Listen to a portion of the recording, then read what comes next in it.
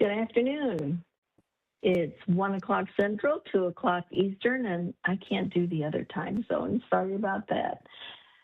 Welcome to Financial Basics for Graduates and Young Adults, the April 15th, 2025 Alerus Take Flight Financial Wellness Seminar. And I hope it's a great tax day for everyone and taxes are filed and or extensions filed. Thank you for joining us. My name is Cindy Faulkner. I am your host this afternoon, and we are joined by Jessica Jackson, our moderator.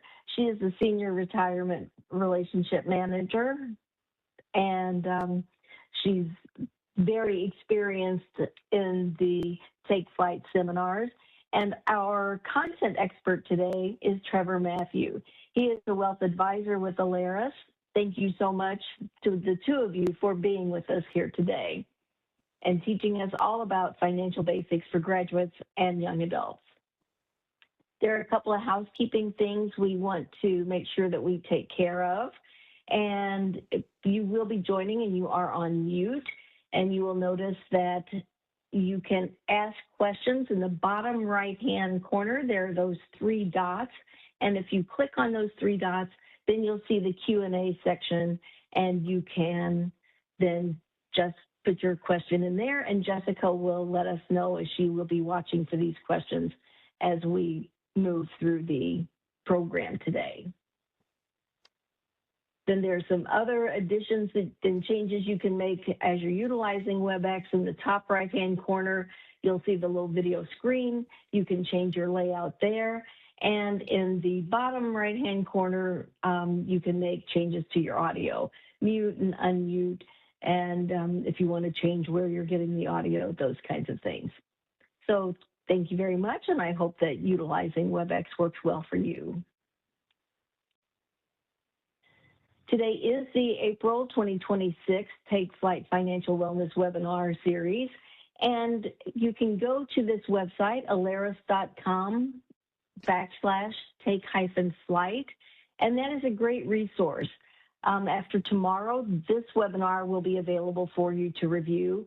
And if you go to that website, you can see what the upcoming topics are for May, June, July, and you can also see what has been recorded in the past, what's historically recorded. These are on the third Wednesday of the month at 1 o'clock. It says here 2:30, but it is at 1 o'clock Central Time. So that is a time change, 1 o'clock Central Time. At the end of the seminar, we are asking you, the webinar, we are asking if you would be willing to take just a few seconds and complete a survey for us.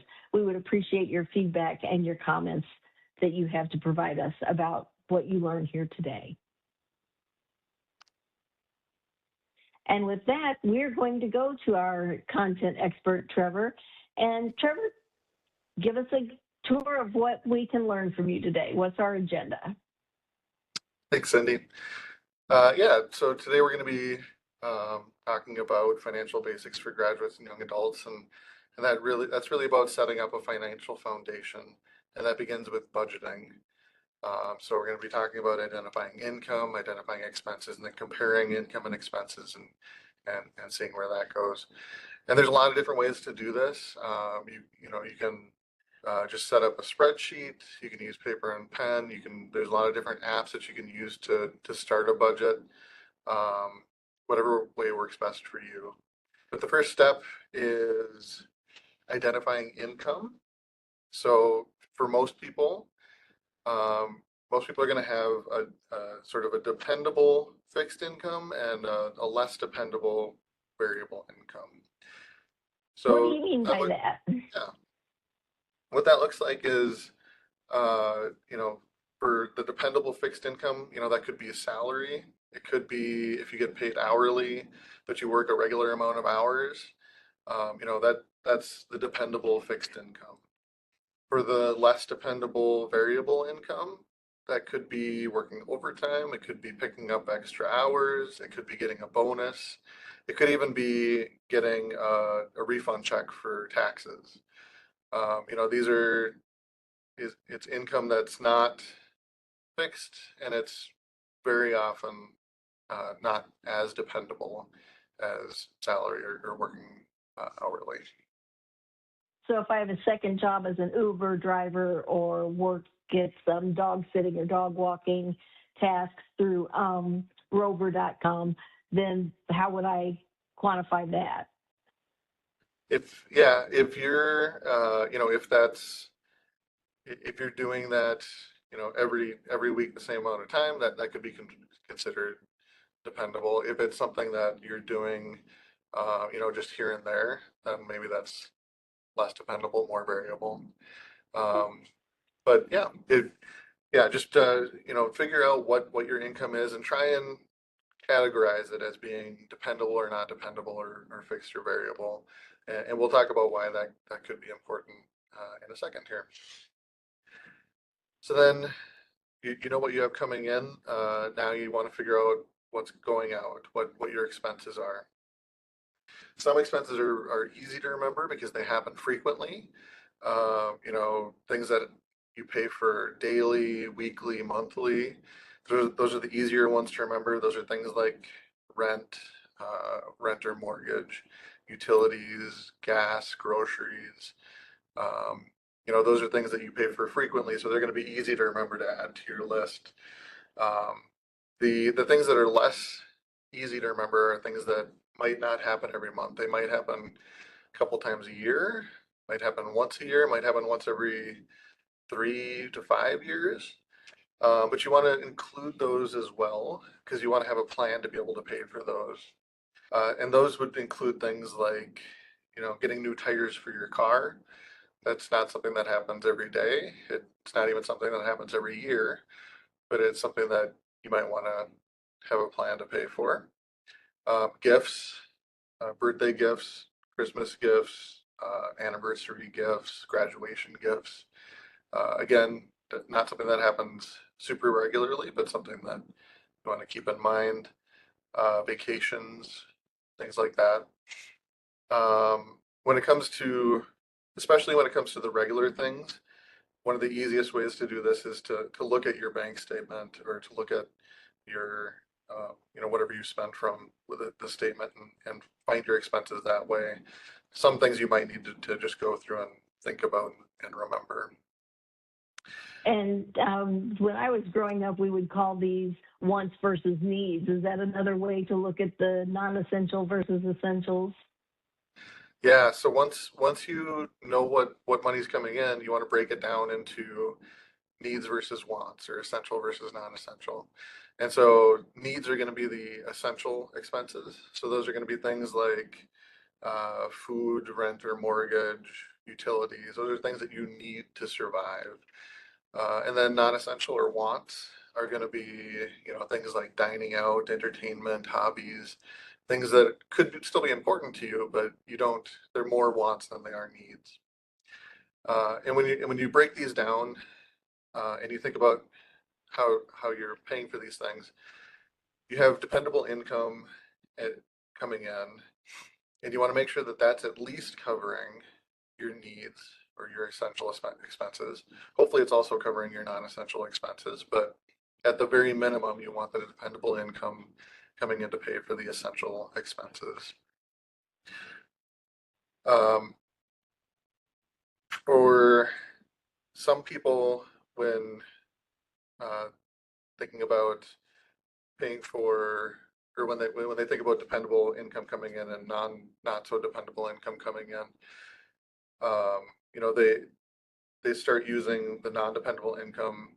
They budget for it as if it is dependable, and it can be helpful to spread it out and think about it as dependable and non-dependable, because especially for the things like getting a tax refund back, some people start planning for that every year, that extra money that's coming in at the beginning of the year, and already sort of mentally spending it or even actually spending it before it actually comes in. And then what happens if one year, taxes change and they don't get a tax refund back?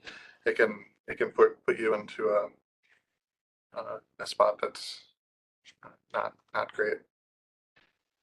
So if I'm spending the right amount of money that I'm making, how does that set me up? Yeah, so that's the next thing that you want to do is to compare what you're making to what you're spending.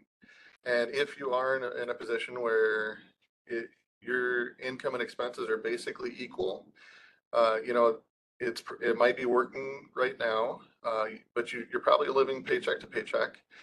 And if there's a disruption on either end, either on the expenses or on the income, it can really put you in the wrong direction pretty quickly.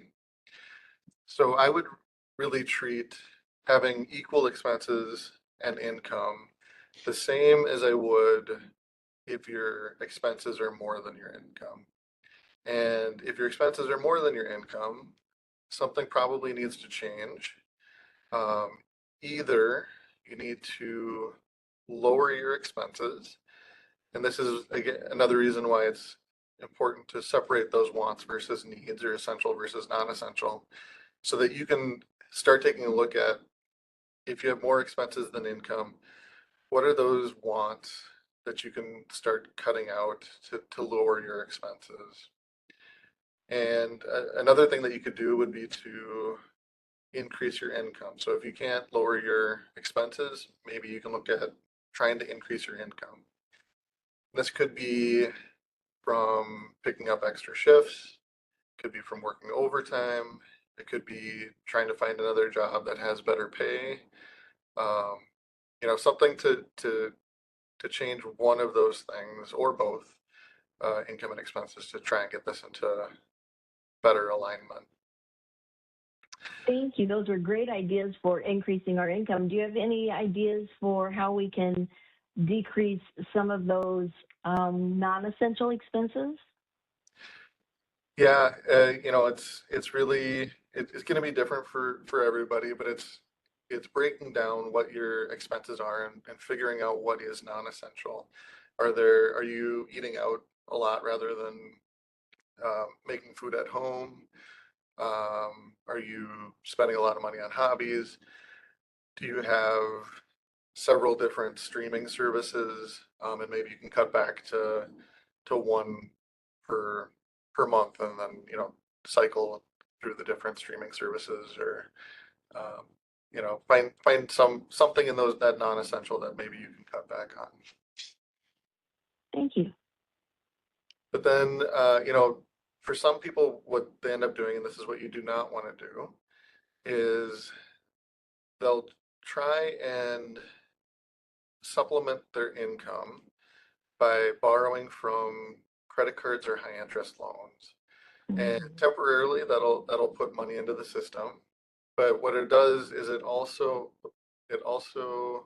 increases expenses. So temporarily it'll add money in, but then you have to pay that money back, plus you have to pay back interest. And that interest especially is going to start building up extra expenses in the long run.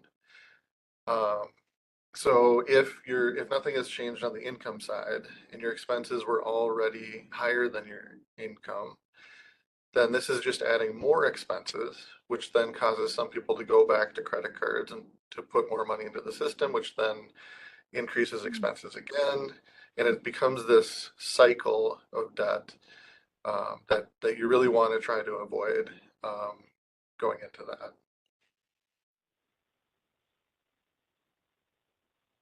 So let's talk about debt a little bit and credit. We talked about bad debt a little bit here. Credit card, high interest consumer debt, debt that does not improve your financial outcome, and in many cases actually makes your financial outcome much worse.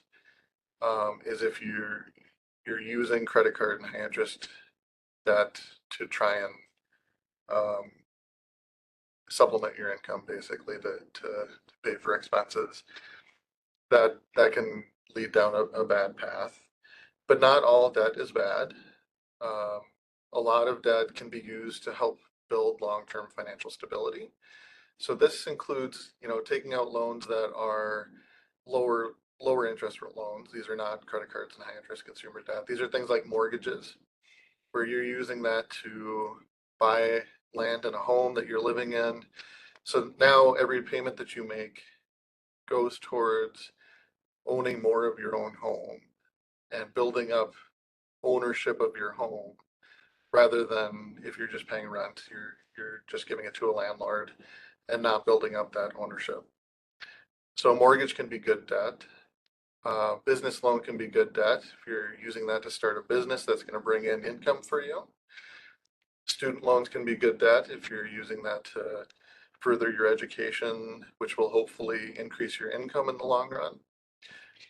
These are all good debt that you can take advantage of. Now, one of the things you have listed here is credit card and high interest consumer debt. What is interest on a credit card? You know, what are some of the averages and what is the impact on that? Yeah, so credit cards, it can be, it varies quite a bit, but a lot of credit cards are, in that 20, 25, 30% range, which can really add a lot of expense, a lot of interest expense to your expenses, as you're paying that over time. So in order to get credit, you need a credit score. Credit scores range from 300 to 850, with the higher the score, the better. On the left-hand side is a list of things that affects your credit score. The number one thing that affects your credit score is payment history. So if you're missing payments or late on payments, that's really going to drag a credit score down. If you're on time consistently, that's going to bring your score up. Amount owed or credit utilization is the second thing. So this is, this refers to how much of your credit limit are you using. If you have $1,000 credit limit, you don't want to be maxing it out and spending $1,000. That's going to bring your score down. Really, you want to be at about 30% or less. So if you have $1,000 limit, if you're borrowing $300 or less, that gives your credit score a little bit higher. Length of credit history, this kind of ties into the payment history. Credit companies want a history of knowing that you're able to pay them back. So having that length of history adds to your score. And what does that mean, length of credit history? I'm sorry. Yeah, so it's basically just having credit and over time it tells credit companies that you're able to have a credit account and pay it back, which will increase the score. For some people that start out and don't have a credit history, their score can either be non-existent or low, just because they don't have that history of payment. And then the final one is new credit inquiries. So this is there's two different kinds of credit inquiries. There's a soft pull and a hard pull. Hard pulls affect your credit. These are things like applying for loans, applying for a car loan, a credit card, those kinds of things. Soft pulls don't affect your credit history. This is things like if you apply for a job and your employer does a background check, or if you go out and look for your own credit report, those things aren't going to affect your credit. So if I'm looking for a new car, I don't want to do a loan application at each dealership I talk with. Yeah, probably not. I would probably just stick to the one that you really want. Each of those would be considered a hard pull and impact my score. Is that right? That's correct. Yep. Oh, okay. Thank you. So let's say somebody gets into a situation where they do fall into a debt trap and they rack up spending on several different credit cards. What's the best way to pay that off? There's two really good methods for doing this. In each method, you kind of want to know what kind of person you are, and that'll help dictate which method is best for you, and we'll go through that here. So the snowball method, I would say probably a majority of people, this is going to be the best method for, because psychologically it really helps people stay motivated and keep on paying off cards. And how you do the snowball method is you want to target paying off the smallest balance first. So let's say somebody has 5 credit cards. For 4 of those credit cards, they're going to want to just pay the minimum every month. But then the card that has the smallest balance, they're going to want to pay more than the minimum, whatever they can afford to pay on top of the minimum. They'll want to put towards that card. So then they'll pay that card off first, and they should be able to pay it off fairly quickly, depending on the balance, if it's the smallest one. And then once that's paid off, they'll use whatever they were paying towards that card and add it to the minimum of the next smallest card, and until that one's paid off, and then they'll use all of that money towards the next smallest card until that one's paid off, and so forth. So this is really good for someone who needs momentum to build motivation because they're paying off cards one after the other. Psychologically, this is the most effective way to pay down debt. The avalanche method, instead of paying off the smallest balance first, you want to target the highest interest rate first. So just like the last example, let's say you have 5 cards, 4 of them you're paying the minimum. 5th card is the one with the highest interest rate, and that's the one where you're paying more than the minimum, as much as you can afford. And then once that's paid off, you move on to the next highest interest rate and the next highest interest rate, and so on. Mathematically, this is the most effective way to do it, but it doesn't have that momentum building aspect of it, of paying off the smallest one first and getting that first push. So it's good for someone who's self-motivated. It's good for someone who's analytical, and really sort of follows the numbers. I can see how the snowball method might be effective for those of us who need immediate gratification and got in the debt in the first place. So I can appreciate how that would be effective for those of us motivated by that. Yep, absolutely. So we've talked about what if your expenses are more than your income? Well, what if your income is more than your expenses? If your income is more than your expenses, you're probably saving. So you're probably putting money into one or more of these types of accounts. And each of these types of accounts are taxed a little bit differently. This is not it's not a perfect chart. Some of these accounts are taxed multiple different ways, but it gives you a good idea of how things work here. So in the tax now bucket, this is going to be, these accounts are, if you earn money this year, you're going to get taxed on it this year. So if you have money in a CD and it earns interest, you're going to get taxed on that this year. For tax later, so if you put money into a 401k or a traditional IRA, for example, you're going to be putting that in pre-tax. It's going to, when you put the money in, it's going to lower your taxable income this year, and then it'll grow tax deferred. But then when you take money out in retirement, that's when you're going to pay taxes on it. And then in the tax never again bucket, if you put money into a Roth IRA or 401k, you're putting the money in, you've already paid the taxes. So now that the money's in the account, you don't pay taxes again as long as it's a qualified distribution. And that includes any growth in the account. So you paid the taxes. Now when you're retired and you're taking money out, you're not paying the taxes again. Health savings accounts we'll talk about in a little bit, but those are kind of unique because they're one of the only accounts that's pretty much actually taxed never, as long as it's used for medical expenses. Now I see that you have non-essential and essential at the bottom of the screen. How would you quantify, or how would you place these things in the essential versus non-essential of our expenses? Yeah, and so the purpose of that is more to show that we have the income coming in on the left, and it's going to pay for essential and non-essential, and we have money left over because our income is more than our expenses. So it's going towards savings in one or more of these accounts. So what Okay. should we be saving for if we have extra money? Well, over 47% of Americans are unable to come up with $1,000 at a moment's notice. Why one of the first things that you should save for is an emergency account.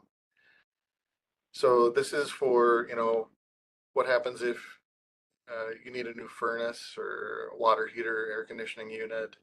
What happens if your car breaks down? What happens if you get sick and you build up medical expenses? Or really, the kind of the big one is what happens if you get sick or injured or laid off and you can't work, you don't have income coming in. We just spent a lot of time talking about tracking our income, tracking our expenses. So now you know what your expenses are. What happens if that income stops coming in? How are you going to pay for your expenses? So if you can save up 3 to 6 months of those expenses, that's going to provide a really strong buffer for if something was to happen. If you can save up a year, that's even better. But that'll really help if something happened where you were not able to bring in money and you'd still be able to pay those expenses. So how do you do that? How do you start saving? Some tips for that would be to keep it separate. Don't have your savings in the same account that you're spending from.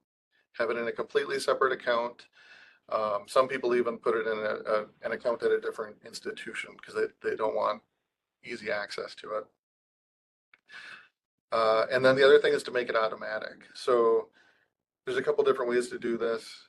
Some payrolls allow you to break up your paycheck and have some money go into one account, some money go into another account. If your payroll does this, that's a great way to do it. Not all payrolls do it. So if they don't, then you can just have your bank set up so that once or twice a month, money automatically moves from your checking to your emergency savings account. What if I'm of the belief that I don't need to worry about an emergency account because I have credit cards? What's your thought on that? Yeah, I think we sorted this out earlier why that's not a great idea because um, if an emergency comes up and you need to pay for something, um, you might think of that as just being a temporary expense that you can pay back over time, but it's not just adding um, it's not just paying for that one expense. It's also adding another expense of all of the interest that you're going to have to pay over time. Um, so having basically self-insuring yourself by building up a bucket of money that you can take from if you need it is going to be a much better way to do it. Thank you. So what types of accounts should you be putting money into for an emergency savings account? You don't want to be for an emergency savings, you don't want to have it invested. Investing is great for a lot of different goals. It's great for retirement, it's great for long-term savings. But for an emergency account, if an emergency comes up and you need that money, you need it to be easily accessible. So it needs to be liquid where you can take it out without any penalties. And you want to know how much is in there. You don't want to go to your emergency savings account and find out that there's much less money in there than you thought there would be because the markets are bad. You want something that's safe and easily accessible. So so these are examples of accounts that fit into that criteria. Um, Checking account, I would actually recommend probably not using a checking account. Checking accounts are really meant for spending, and an emergency savings account, you don't really want easy access for spending. So a savings account, high interest return account, money market account, Flex CD, these are all good savings accounts. A Flex CD is great for an emergency savings account because it has a higher interest rate like a CD, but you can take out of it once per month. So if an emergency comes up, you have access to it without penalty. And then a health savings account is a great account specifically for medical emergencies, not for your general emergency savings. And then some other reasons to save. Retirement. Start saving for retirement as soon as possible. Compound interest is very powerful, so the sooner that you can start saving for retirement, the more that you can use that to your advantage. If you have access to an employer-sponsored plan like a 401k, put in at least enough to get the company match. It's free money. I would say if you can afford to put in more than that, that's great, but at least put in enough to get the free money from your company. If you don't have access to an employee-sponsored plan like a 401k, you can start your own retirement account, an individual retirement account. So you do have a way to start saving for retirement, even if your employer doesn't provide a way for you to do that. Saving for kids is another thing that people would want to save for. Kids are expensive. These are a lot of these are specifically ways to help your kids save. 529 accounts are tax advantaged accounts that are great for if your goal is to save for education. If you don't use 529s for education, there is a tax penalty. There are some backup plans, so you can sort of roll it from an education account to a retirement account with some rules around it, or you can transfer it to other family members. But if education is the goal, a 529 account is a great way to do it. New this year, there's now 530A accounts. These are specifically retirement accounts for kids. Again, starting as early as possible helps with compounding interest. So if your child was born between January 1st, 2025 and December 31st, 2028, you may qualify for $1,000 of federal government contribution. You can also put in $5,000 annually yourself. Like I said, these are retirement accounts, so you can't take money out before 18. And if money's taken out before 59 and a half, there's a 10% penalty. But there are some exceptions for education and first-time home purchase. Another way to do it would be to start a custodial account. So these are not tax advantaged, but they're not as there aren't as many rules around them. So you can use they can be used for things that aren't just education or retirement. So these are accounts where your child is the owner of the funds, and they'll take control of it when they turn age of majority. Until that point, you have control of the account, so they can't just take the funds out and use it until their age of majority, and then they can use it for, for a wedding, for buying a home, for starting a business, whatever the goal is for the account there. And then medical savings.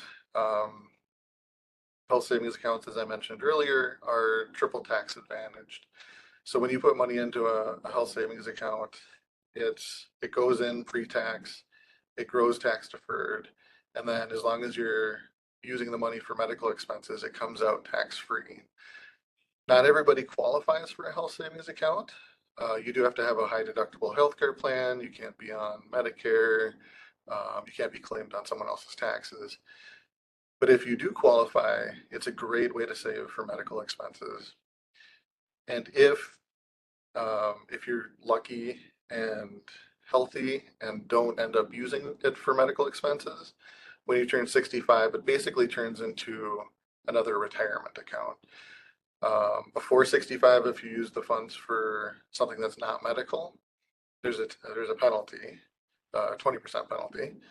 But once you turn 65, you're taxed when you take out the funds, but there's no penalty.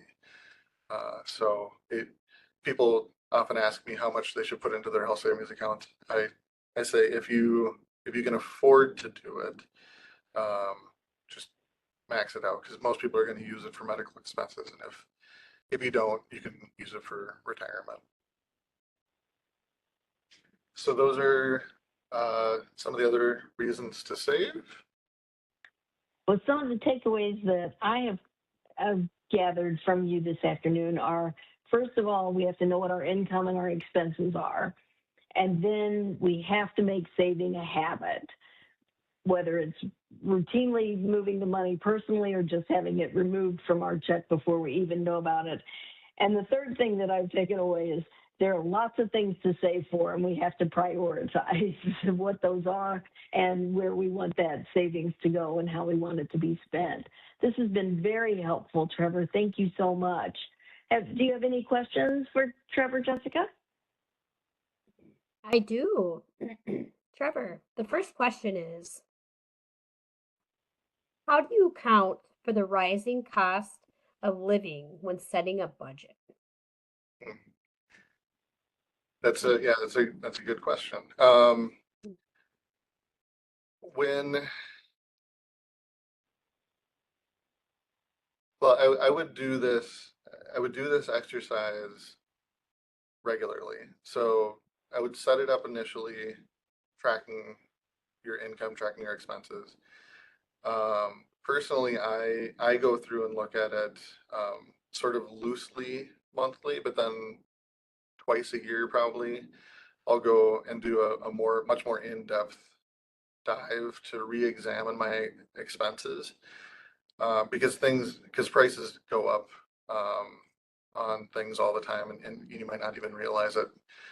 Streaming services, insurance, all kinds of things go up, and if you don't keep on top of it and actively track it, you might lose track of that happening.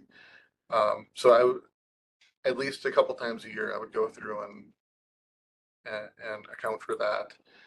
So that you know where you are and know if you need to cut back on something else or know if you need to increase your income. Okay, very good. Very good. Second question for you, Trevor, is this is going to reference something that you mentioned earlier. You talked about good debt and bad debt. How about a car loan? Is a car loan considered good debt, bad debt, kind of a mixture of both? What are your thoughts on that? Yeah, I think a car loan can be good debt. Usually a car loan is going to have a lower interest rate. We're not talking credit card level interest. We're talking single digits. Um, and people need transportation to get to work. So you need a way to earn money. So it's increasing your financial stability. It's increasing you're using the debt to increase your financial standing. So I would say for most of the time it's good debt, unless you're using it to buy a car that's out of your price range. I guess that could be considered bad debt, but Great. Thank you.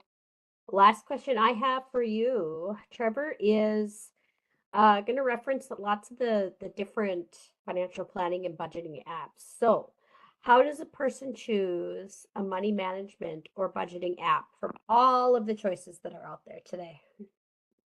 yeah, there's a lot of them out there. And I would say you can test them out, try them out. A lot of them probably have free trials. Some of them probably have a cost. And this kind of goes back to the good debt versus bad debt. This is a good expense versus bad expense. If it's truly going to help you set a budget and set up your financial foundation, then it might be worth the cost. But Alaris does have some free tools that you can use as well. If you use our online banking, we have financial wellness workouts that you can use to help set yourself up, and that's a great place to start. Thank you, Trevor. That was the last question. Well, thank you all for joining us, Trevor. Thank you for your expertise. Jessica, thank you for moderating us and keeping us on task and gathering those questions. And for those of you who joined, thank you. If you have specific personal situations, reach out to your Alerus Financial Advisor, or you may call the Client Service Center and they can help set you up with a consultation with the best person to help meet your needs. And that number and that email address are available there. So thank you very much. And the